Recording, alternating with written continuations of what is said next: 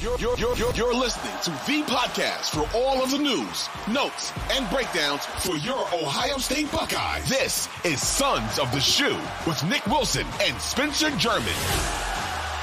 It is Sons of the Shoe. It is one half of your normal co-host tandem, Nick Wilson, enjoying Mai Tais, pina coladas. I don't know what else he might be drinking, but he's in Jamaica soaking up the sun as I sit here and deliver another episode of Sons of the Shoe with you. Appreciate you guys jumping on in. It's Spencer German. We are a relatively new podcast still, we like to say, every time we jump on and do a show with you and an episode with you. So I do want to remind you to like, follow, subscribe, comment via the 92 The Fan YouTube channel. If you want to watch our video clips from each and every single show, we appreciate your participation. We appreciate your listenership, and we have a lot of fun doing this with you each and every single week. And boy, oh boy, listen, Nick might not be here. Nick picked the worst week in terms of Ohio State news and Ohio State football to be on vacation, because I have a loaded show, a lot of different topics to get to. It's hot and heavy. It's been hot and heavy really all off season for the Buckeyes, but this week in particular feels like it has just been almost another level of hot and heavy, because we got the spring game coming, which, by the way, my family and I, we are going to the spring game. So to end the show today, I'm going to give you my top 5 things that I'm going to be watching at the spring game come Sunday. You guys can pay attention to these things too and keep notes at home as you track different things and whatever. And I'm excited to share that with you later in the show. But before we get to that point, as the headline of this episode is called, as the name of this episode is being decided, Jeremiah Smith appears to be an absolute freak of nature. And this has sparked all kinds of different conversations just about how productive he's going to be in his freshman year, what kind of awards could be on the horizon for him. And I'm going to get into all those things. First and foremost, though, I need to apologize.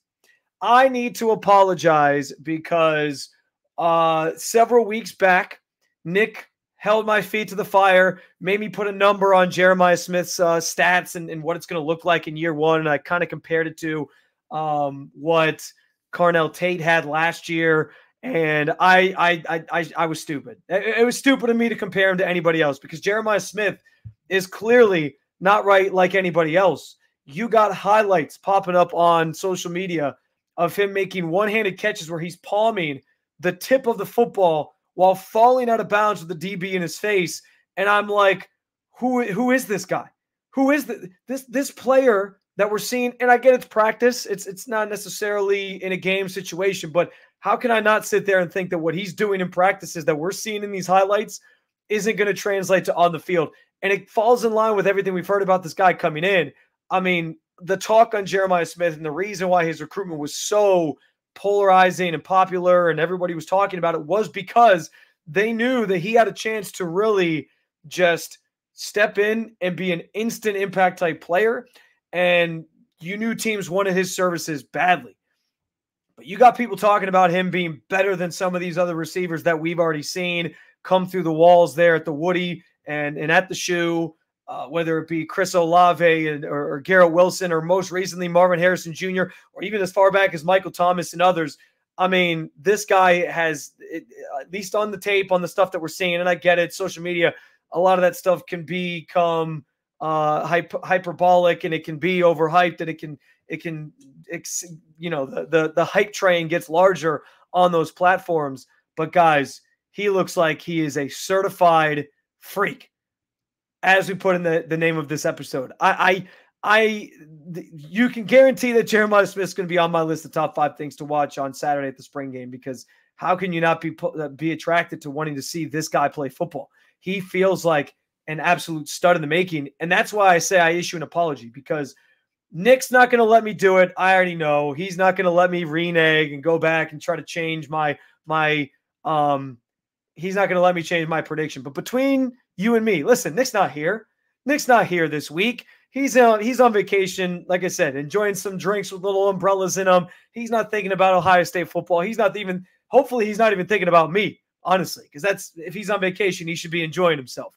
But between you and me on this episode of Sons of the Shoe, and you can always go back when you want to find out the official prediction from me on what his numbers are going to look like, how much he's going to contribute this season. Say I'm drinking the Kool-Aid, whatever. This is the episode that you can go back to and find what my official prediction was. And if I go over and you guys can rub it in my face, if I go under, you guys can also rub it in my face. I don't care. But I am absolutely drinking the Kool-Aid on this because everything that's coming out of that building right now is that he is going to be a stud and that he is frontline starter type player already as a true freshman. I don't see how this guy doesn't see the field. How can you possibly try to redshirt a guy that's this good, that is garnering this much hype, that lost his black stripe so quickly, all these different narratives that are surrounding him right now? How can he not see the field? How can you keep him away from the field and then basically try to convince him to then stick around in your program moving forward, despite the fact that there are a number of guys ahead of him who are also going to be very good in Carnell Tate? Obviously, Emeka Egbuka is coming back, and he's going to be a frontline starter for this team as well. I don't know how he doesn't see the field. I don't know how he gets redshirted. I don't know how you keep him from not having this year count against his eligibility, because there's some players that come along that are that good that just force their way onto the field. They force your hand. You have to play them. I get that Ohio State has a plethora of wide receivers coming in next year. I shouldn't say it that way. Not who are coming in next year, but who could all start and make an impact next year between Carnell Tate and Brandon Inniss is probably looking for some more playing time this year as well. Jeremiah Smith, Jaden Ballard, I know has been talked about a little bit. I don't know how Jeremiah Smith isn't one of the top three guys in the field. And maybe he's not number one because he is a freshman and they're going to be like, well, we still want to see some things, and Mecca's kind of going to have that role. But in the same vein, I don't know how this year's not going to count for him. I think it would be crazy at this point for me to not think he's going to have this is going to count as year eligibility. And I could see him going for potentially 800 yards plus. I'm not even kidding. Again, maybe I'm drinking the Kool-Aid too much and this is hyperbole and whatever. And I know my prediction with Nick a couple weeks back, I said 350 and 6 touchdowns, or I don't even think I said 6. I might have said 4. And listen, he's going to hold me to that. He's going to rub it in if I come up short, or if I'm way wrong on that. He does get redshirted, and I'm fully anticipating that and ready for it. Whatever, Nick can kick rocks. I don't care. After everything we've seen in the last week in relation to Jeremiah Smith, this guy's going to see the field. He might be one of the top 3 receivers already on the roster in terms of the depth chart on the team this year. I don't know how they keep him off of it, and I think his numbers are going to exceed what I initially sort of set for him. I think 800 yards, maybe more. I don't know if I'm going to go double-digit touchdowns because this team has so much talent, but I'm going to say at least 8 touchdowns. I'll say 7 or 8 touchdowns with how much Ohio State could put up on some of these weaker opponents, at certain points in the season. I think he has a chance to go do something like that. I saw this being tossed around, and I think it's a fine and fun question. Well, let me ask this first. Did Nick and I set the bar too low on what our expectations should be for Jeremiah Smith being in the 300 to 350 range with our numbers, given what we've seen this week and the fact that he shedded his black stripe and he seems just poised to crack a starting role on this team because he's that damn good. But the other question that I think is intriguing here, and I saw this kind of floating around as well, is this idea that if Jeremiah Smith is this good already, and if he really does have the role that seems like there was some scuttlebutt going on in Columbus that he might actually end up being wide receiver 1. I don't know how true that is. I'm not in that building every day. I think it's probably worth trying to get somebody on here in the near future after the spring game this weekend to talk about it some more and pick the brains of some of these insiders who are in that building more often and can maybe give you some perspective on how they maybe feel about Jeremiah Smith or what the tea leaves, the winds are kind of suggesting. And maybe he does end up being wide receiver 1 on this team, even jumping a guy like Emeka Egbuka, who's a proven commodity veteran wide receiver on this team. It would be crazy, but it could happen because he seems like he's that good. And if it does, is there a chance that Jeremiah Smith becomes the next freshman, and I think only the second freshman of all time, to win the Biletnikoff. Like, is he actually, could he be in that conversation as a true freshman? And I know it's crazy that we're even putting this out there into the ether right now, but guys, like, you've seen the same highlights I have. This guy seems like he's going up against Denzel Burke and making catches that you would have expected Marvin Harrison Jr. to make in year 3 at Ohio State. This is a true freshman doing this. Some guys are just built different. Some guys are just born with all this immense talent, and it seems like Jeremiah Smith is that. If he is truly going to enter the season as wide receiver 1, if that's where this ends up, and again, definitely something to keep an eye on here at the spring game this week is where he lines up, what his usage looks like, who maybe slots in ahead of him or behind him in terms of the depth chart and how they use these guys.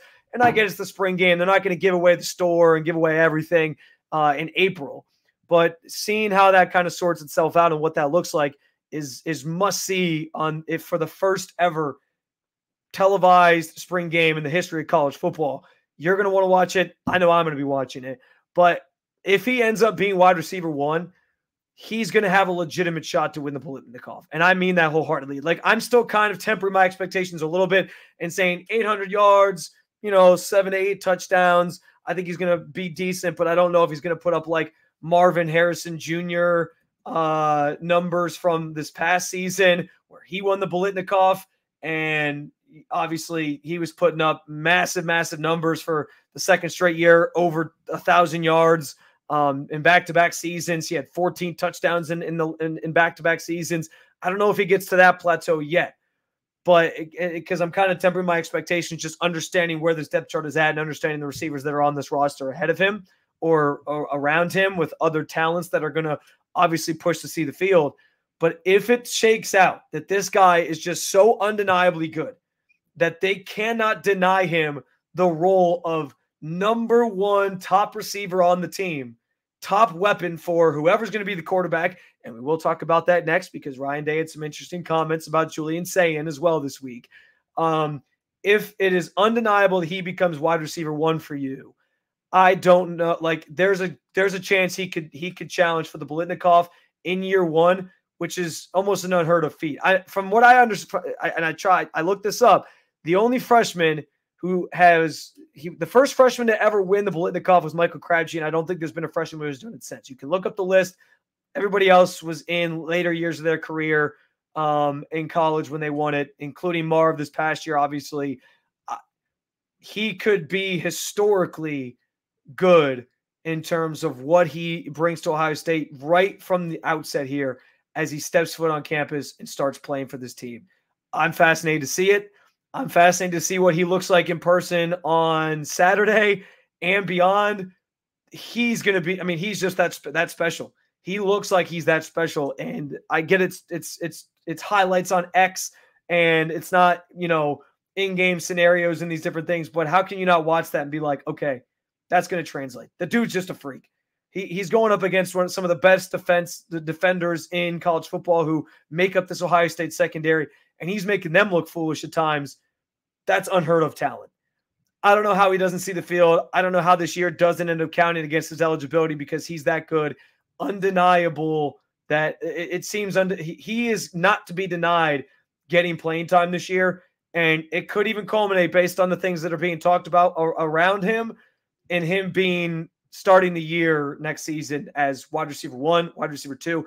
I think I'm at a point right now where it feels like he's going to crack at least the top 3 and be a top 3 wide receiver on this team and playing regularly week in and week out. Where do you think Jeremiah Smith's going to end up on the depth chart? And do you think he has a chance to be wide receiver 1 and push for what would be a historic season and becoming just the second freshman ever to win the Biletnikoff Award if he could pull off such a feat? Does he have a chance to do that here already in just year 1? An unheard of feat, a freshman having that type of playing time, especially at Ohio State, and contributing in that way. But it seems like he very much could be the guy to do something like that. We'll get your thoughts on that. You can hit us up, me personally, at Spencito_. And, of course, jump on in the 92 The Fan YouTube comments if you want to jump in and share your thoughts on Jeremiah Smith and what your expectations are for him this season. And if they are as high as some are speculating, in terms of the form of maybe a Biletnikoff award.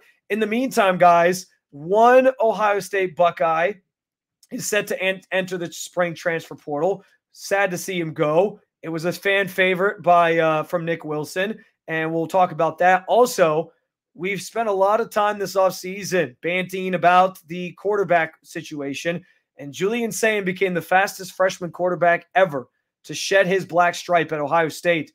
Does he have a legitimate shot at the job? Could he actually steal this thing out from underneath Will Howard before the season starts? We'll talk about that when we get back as well. But first, a quick word from our sponsors.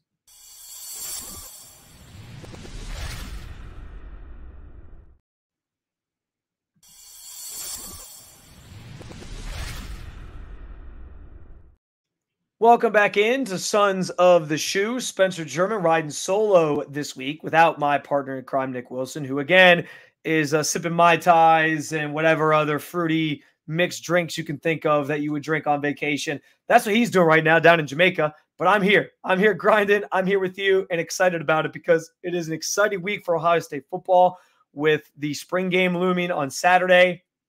I will be there in person.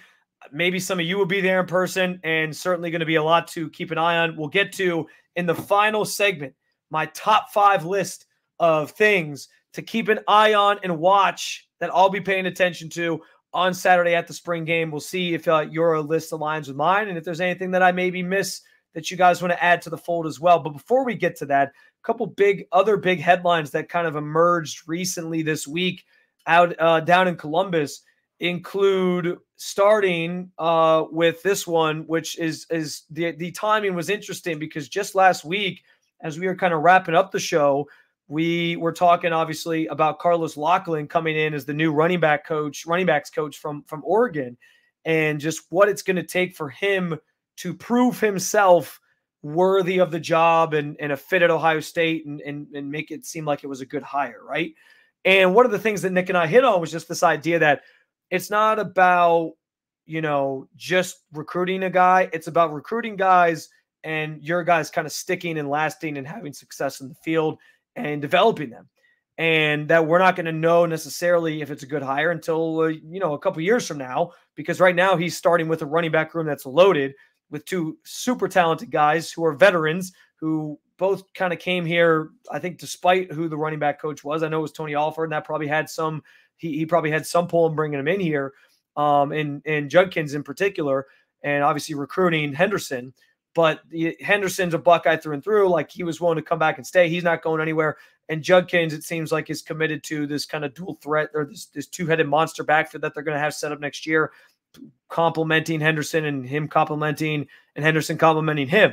But I don't know that he has a lot of pressure this year he has pressure to have those guys perform. But I don't know that he's like under a lot of scrutiny and pressure just yet because these aren't his recruits. Like, it's an established backfield already here in Columbus. Now, that said, one of the guys that Nick mentioned that he was hoping Loughlin will be able to get a lot out of, help develop, find playing time for was Dallin Hayden, who earlier this week officially announced his decision to enter the transfer portal. And we don't know where he's going yet, but obviously there's the fear that he could go to Michigan because Tony Alford's there. That hasn't been confirmed or anything to this point. But yeah, he is going to be entering the spring transfer portal window here that opens up following the spring game this weekend, early next week. And he's going to be leaving Ohio State. Now, I think there's sort of two angles to this. The first is it's disappointing to see him go because I think he is a very talented running back. I think we saw blips of that last year in particular where he got playing time just by default because Henderson was hurt and the team was so committed to redshirting him that I think they ended up sort of doing him a disservice and that they didn't give him enough playing time. They didn't give him enough touches. And I thought that was kind of unfair to him, if we're being honest, because he deserved to be more of a focal point in the backfield. And he probably deserved to be more of a focal point in the backfield coming into this year if Judkins doesn't transfer in like he did. That kind of threw a wrench into, I think, the plan of, okay, let's get him and Henderson kind of as the two-headed monster back there. Judkins coming in changed the math on that a little bit. And so I can't truly blame him for wanting to transfer when he probably felt his time was kind of arriving. He was able to get redshirted last year. Okay, now's your shot to sort of shine alongside Travion Henderson, and we go get another veteran, really good running back. And so where are the touches going to come from for him? I think that they kind of did wrong by him in some capacity because they were so dead set on having him redshirt. We can dispute that. I know that's just kind of the way of life in college football. It's going to happen that way, especially at a place like Ohio State where they try to prolong the talent that you have for as long as you can. But I truly think that they could have probably done better by him in getting him more carries. With that in mind, and I sort of said this already, but I can't blame him for wanting to transfer, reading the tea leaves of the situation. And I was honestly surprised, like, once they got Judkins, I was surprised we didn't instantly hear that he was entering the portal. Maybe he wanted to compete through the spring and see how things were going to go. And he realized, like, yeah, this isn't going to be tenable for me. Like, I think I can go be a starter somewhere else and really, boost my stock for the NFL. Again, cannot blame him for that whatsoever. It's unfortunate because I think he's a very talented player, like I said, and I wanted to see him in a Buckeye uniform in the same way that Nick mentioned last week he wanted to, and hoping that he was kind of this future of the backfield there. But I'm not worried so much about Ohio State in terms of bringing in the next sort of great running back recruit. I think that they've obviously proven to this point that they're plenty capable of bringing in top level recruits, and at the skill positions in particular, we know what they've done at the wide receiver position, but they've already been linked as well to one of the top running backs in the sport for the class of 2025. Why am I drawing a blank on his name at the moment? It'll come to me at some point, but yeah, like I'm not worried about them in terms of on the recruiting front, bringing in guys. I think they're going to be okay. It's just a matter of, okay, are they losing a guy that they're going to maybe regret not having down the line in some way, shape, or form? And I don't necessarily think that's the case. I think that it's kind of always just a reload situation for the Buckeyes where they'll it'll be next man up. The next recruit that comes in, they'll have them. They'll be fine. It's not going to be the end of the world necessarily. But I also do believe that it's a missed opportunity for them by not being able to get him the carries and the reps that he needed. It just wasn't going to be in the cards this year, and I can't blame him for sort of trying to find somewhere where he could get more reps and be more of a focal point in some team's offense somewhere. I just hope to God, and this is my biggest fear, I hope to God it doesn't end up beating Michigan. That would be just a kick to the groin if he goes to Michigan next year, and we're talking about a fourth straight loss to Michigan where Dallin Hayden is just going absolute bonkers on the Buckeyes. And I don't necessarily think that's going to happen because I don't think Michigan's going to have enough talent around whatever their running back situation is going to look like next year to beat Ohio State. I think Ohio State's just going to be too much of a juggernaut next year. And I think by design, that's the point. Like they're not messing around anymore. They're trying to go get that win over them and get things back on track for the program in that way. But it would be just the ultimate gut punch if somehow Michigan pulled off another win over this team, a fourth straight win, and it was at the hands of Dallin Hayden because he wanted to follow Tony Alford to Michigan. I mean, let's hope that doesn't happen. Let's hope it doesn't come to that. We'll have to monitor his recruiting in the transfer portal coming up here in the coming weeks. But yeah, a tough loss, but not one that I think should be overly concerning because the Buckeyes, as we know, are always going to be in the mix for some of these top running backs every single year in recruiting. They already are for the class of 2025. And so I think it's just going to kind of be business as usual. And you keep it moving, even though you hate to see a guy like that go because I think he was talented. And I think he really was the future at that position for Ohio State after the season. With that said, speaking of the future of the Buckeyes on that side of the ball in particular, the quarterback conversation, and I understand we have almost beaten this horse to death on this show in particular, talking about, well, is it really a competition or is it just Will Howard's job? And we sort of have some fun with it and debate it and talk about it and whatever. And I still tend to believe that it's going to be Will Howard's job. Part of that too is, and I'm going to read you some of the quotes here that Ryan Day had about Julian Sayin. But part of that, I think, is just the veteran presence that he brings. I think that's going to ultimately reign supreme for a coach and a team that is looking to get off the schneid against Michigan and then have to win some really big, important games this year, like Oregon, Penn State, college football playoff eventually. The bar is that high. Are you going to put your trust in a freshman quarterback, even if he looks really good? But Ryan Day has at least dumped some gasoline on the fire here to the idea that one of these freshmen, and Julian Sayin in particular, has a shot at competing for the job and maybe even earning the job by the start of next season. Here are a few. Well, the first quote that I want to mention is just this idea that he said Julian Sayin is, quote, in the mix for the starting quarterback job. And that obviously will raise your eyebrows a little bit as is. But the thing about that too, and I want to warn people about this, I don't know what Ryan Day is, what else he's supposed to say when the program has pitched this the entire time as an open competition. So I don't know. Listen, I am drinking all the Kool-Aid on the Jeremiah Smith fanfare and craze that's going on right now in Columbus where they're showing his highlights, and I'm like, this guy could win the Biletnikoff as a freshman. I'm all in on that. The Julian Sayin stuff, and he did shed his black stripe faster than any freshman quarterback at Ohio State in the history of the program. That's telling, yes. Clearly, he's a very talented player and a very talented guy. Not disputing that at all. But Ryan Day saying he's in the mix. First of all, the phrase in the mix is about as vague as you can get with whether or not the guy has a shot at a job or not. But on top of that, I don't know what else people expect Ryan Day to say about him in this competition specifically, because I do think on some level they've been pitching the entire thing as an open competition. So of course he's not going to say like, yeah, you know, he's giving Will Howard a run. It's his job, but he's giving it like, no, the entire process has been, this is an open competition. Anybody can earn it. You have to earn your job here. We're not just handing out jobs.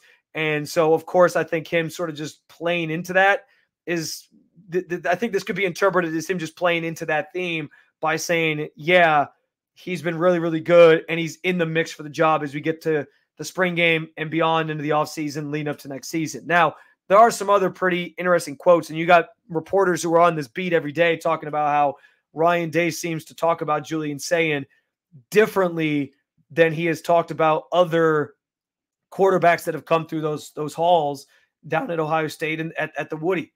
The exact quote that started with him being in the mix was, he is in the mix. Chip really rolls the quarterbacks, and by that he means like works them in. It doesn't matter if it's ones, twos, or threes. Julian's been competing his tail off, and he continues to do that. He's been there competing and making plays. These guys know a lot of times with the black stripes, it's the players. They know, they see it. Nice practices. You could see that he was making a lot of throws in big spots.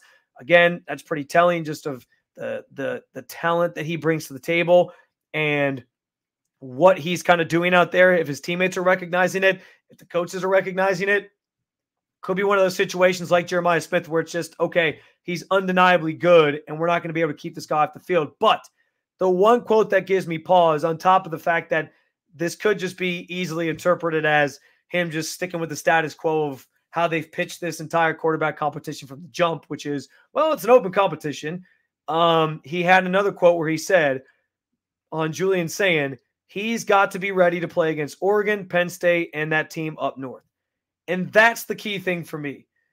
The reason I continue to go back to, even when I hear the hype about Julian Sayin and I try not to read, I can drink the Kool-Aid on one guy. I don't know if I can drink the Kool-Aid on everybody as much as I share and express my Buckeye fandom openly and willingly. I got to dial it back a little bit and keep sort of a realist perspective on things.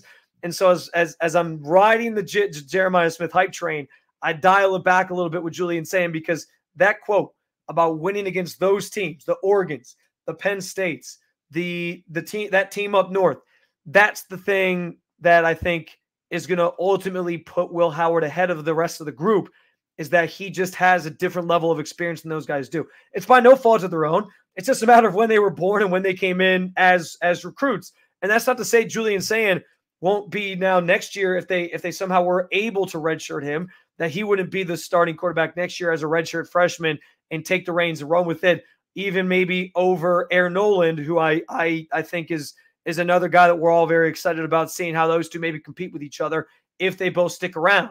But I think for this year, Will Howard had to have come in understanding that he has a really good shot at that starting job, even if he knew it was going to be an open competition. And even if this is before he even knew Julian Sayin was going to transfer in because of the Alabama situation and Nick Saban retiring. But he had to know that going in. And I just think because Ryan Day is in such a tight spot right now, he knows what this season's about. He has to beat Michigan. He has to make a run in the college football playoff. We talked about earlier this offseason, if it was championship or bust, I think it's at least get to the championship game or bust for this team, truly, because they are that talented. They are that good. They should not fall short in any other game but that championship game to maybe a Georgia team or something like that. And yeah, they might stumble on the way. You're less worried about the wins and losses against some of these other Big Ten teams in the margins other than Michigan. So if they were to lose to Oregon or something like that, you don't sweat it too much. It's early in the season, and because you know the college football playoff is different this year. So, okay. But yeah, like that Big Ten championship, another goal this team has. Obviously beating Michigan, a goal this team has, and then ascending into that championship game yet again, getting back to that stage is at the forefront of this list. And to entrust in a season where Ryan Day is very much on the hot seat if he doesn't accomplish some of these things that have sort of gone to the wayside in recent years and that he's missed on, if he doesn't pull them off this year, he's probably looking for another job, and we're talking about new head coaches. So I think he knows what's at stake, and I don't know if he's going to be willing to put his season and his future and just the expectations this program has in the hands of a true freshman who, listen, talented as he is, college game is a little bit different than high school, just like the NFL is a lot different than college. Can he trust him to deliver in those big moments and in those big spots as a true freshman? Maybe he can, and maybe it becomes a Jeremiah Smith situation where he's just so undeniably good you can't keep him off the field. But as things stand right now, I think he's going to end up trusting Will Howard to be the starter more because of what he laid out in that quote I read you. The fact that he's played in bigger games, he's a veteran, he knows what it takes to win in those moments, even if he hasn't played in the Big Ten against those teams before. And so I think that ultimately kind of wins out when push comes to shove in this quarterback, quote unquote, and I'm doing air quotes for the audio audience, quarterback competition. I think that's what puts him, Will Howard, that is, at the forefront of this and gets him the job by the time the season starts. And then we'll see where the chips fall from there with Julian Sayin and Aaron Noland or whatever going into 2025. What do you think about Ryan Day's comments on Julian Sayin? Do you think there's a chance he beats out Will Howard by the time the season starts for the starting job? And how much are you going to be paying attention to him at the spring game on Saturday? Let's take another break. Quick word from our sponsors. When we get back, though, I'm going to the spring game. I'm sure many of you Ohio State fans out there are as well. My list of top 5 things, maybe a couple honorable mentions as well, that I will be paying attention to, watching intently at the spring game down in Columbus on Saturday. We'll get to it next after a quick break.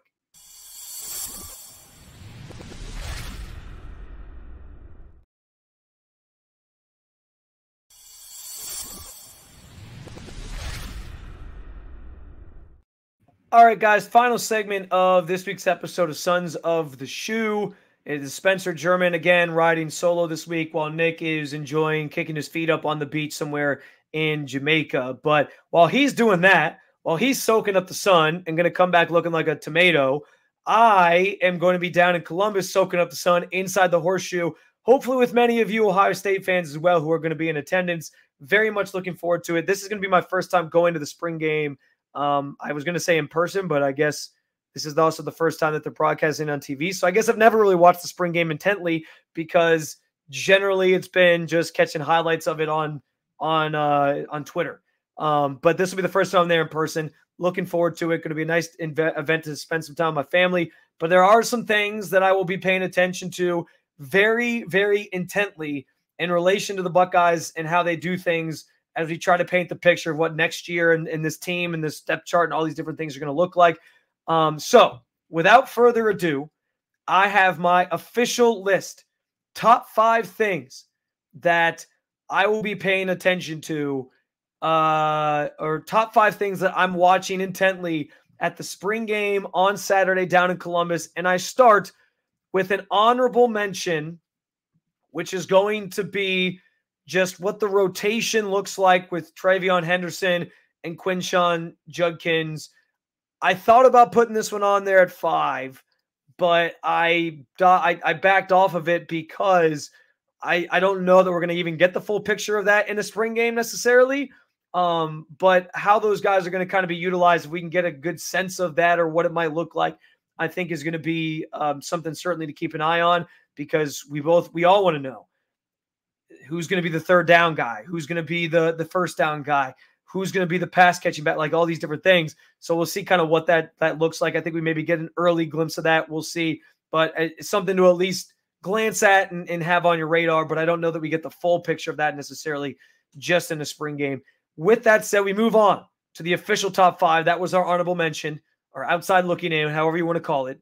Number 5 on my list of things that I will be paying attention to very intently at the spring game on Saturday.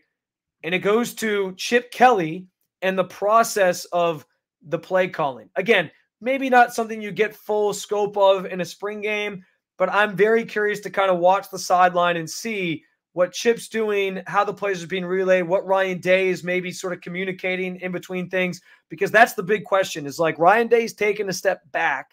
He is going to be in a more of a reduced role, but how much is he enabling Chip? I like to think he's enabling him a ton, because it's a guy that he trusts and that he brought in here. And he's talked all spring, Ryan Day that is, about how he wants to be more of that CEO, sort of taking a backseat style coach with maybe the veto power on certain things in certain situations. But yeah, I'm curious to just kind of see what that process looks like and the type of stuff that Chip Kelly is doing as he gets plays out there, and what types of things he's already sort of showcasing with this offense that has so much firepower. Number 4 on the list. This is a little bit lower because I think it's an obvious one. Jeremiah Smith. I think we're all going to be watching Jeremiah Smith after the highlights that have popped up on our Twitter feeds over the last couple weeks. I mean, the guy's a freak, as the name of this episode denotes, and we all want to see him make some incredible one-handed catches, or just fantastic catches in coverage this weekend. So I'll be watching him very intently, of course. Number 3, and I think this is kind of an underrated one that I don't know people have talked too much about yet this spring, but I am very fascinated to see what the tight end room looks like. G. Scott, a grad student who is sort of expected to have a bigger role. You got some other guys in the mix there, and Will Kasmerick and Jelani Thurman, who's a sophomore, the youngest of the group. What is that sort of going to look like? There was some talk about just that group still kind of coming along, and they're still figuring things out. But with the absence of Cade Stover this year, who you knew was as steady as they come in terms of the tight end position, I don't know what that's going to look like necessarily, because Cade Stover was such a steady presence on this team, and you don't want to see a drop off there. Now, they might have enough talent on the outside without the tight end position and just in the backfield in general to kind of pick up the workload and not miss a beat regardless. But I'm fascinated to see how that group starts to sort itself out, because the tight end position has generally been an important one in Ohio State's offense in recent years. That brings us to number 2 on the list, and it's a player we just talked about last segment, Julian Sayin. I'm buying all the Jeremiah Smith hype. I am buying the Julian Sayin hype, but I want to see if he has a legitimate shot at taking down Will Howard for the starting job. Like, is he going to be so damn good, making pinpoint throws and doing some impressive things on Saturday, that I start to waver the other way and think he has a chance to take him down? We'll see. I still think that veteran aspect to Will Howard's game is gives him a leg up, but I'm fascinated to see what he kind of looks like out there. And I think, sort of a sidebar to Julian Sayin, I am also very curious about watching Aaron Nolan play in person for the first time, because that's another player that we're obviously very excited about, no matter what the quarterback room looks like this year and whoever earns the starting job, although we're assuming it's going to be Will Howard. So, but on top of that, like just Will Howard in general, along with talking about Chip Kelly and the process of getting plays out, what does that all look like with Will Howard? How effective is he? How much is he utilized as a runner? These are, and again, spring game, you're not getting the full picture of all this, but I'm curious to just see how some of those things kind of transpire in a game-like setting that we'll see on Saturday. And the number one thing I'll be paying attention to very intently on Saturday at the Ohio State spring game, the offensive line. It is the one problem that Ohio State, or not even problem necessarily, but the one question mark, especially on the right side, that we still have as Ohio State fans. And it's the one thing that could deter this team potentially from the championship aspirations that they have if they have some issues over there that don't get addressed, depending on what happens on Saturday. If that front offensive line group, especially off the right side, struggles, has some issues, I'm curious if it does spark Ryan Day and the Buckeyes to potentially look at the transfer portal in the spring transfer window to try to find some other guys to bring in to supplement up front there on the offensive line. So I think offensive line is an easy number one because it's the one concern that I still do have about this team. What will you be watching? Whether you're going to be there in person with me or not, or if you're going to be watching from home and what is the first televised spring game in the history of college football, what things will you be paying attention to? You can let us know in the YouTube comments via the 92 Through the Fan YouTube page. You can also hit me up on X at Spencito_ and let me know what your list of things you'll be watching consists of. In the meantime, if you're going to be at the spring game and if you somehow run into me, if you're a listener to the podcast and you cross paths with me, don't hesitate to say hi. I love interacting with you guys in person outside of just this mystical space that exists on the internet where I'm a voice on a podcast that you're listening to. So I hope to run into some fans out down there in Columbus. It would be a great time, and I hope that you enjoy the game as much as I'm sure I will with my family. And I look forward to recapping it with you guys, with Nick Wilson when he gets back from vacation next week on the next episode of Sons of the Shoe. In the meantime, do like, follow, subscribe, whatever you want to do to the podcast, whether it be in the Odyssey app, whether it be on the 92 Through the Fan YouTube page, and of course, via Apple Podcasts. We always like to pump Apple Podcast. Again, Apple Podcast. You can find it there, Sons of the Shoe. Until next time, I'll talk to you guys after what should be a riveting spring game on Saturday for the Buckeyes. And until then and after that, as always, go Bucks.